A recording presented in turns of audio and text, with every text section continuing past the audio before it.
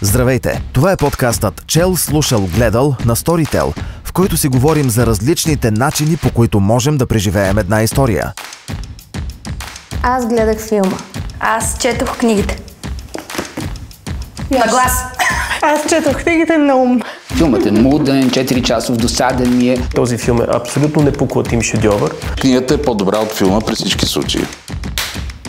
Обсъждаме въздействието, отпечатъка и културната следа, която оставят култовите заглавия. Дъното на сърцето, на душата е много по-далеко, отколкото края на света.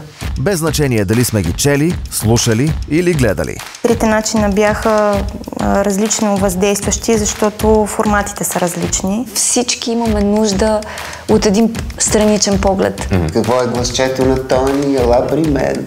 Колко много герои и героини как ще се справя. А ти направиш такива звучи. Всяко едно обогатяване е полезно. Това ми беше мисълта. Културата. Ето затова трябва да има книга, трябва да има кино, трябва да има аудиокнига.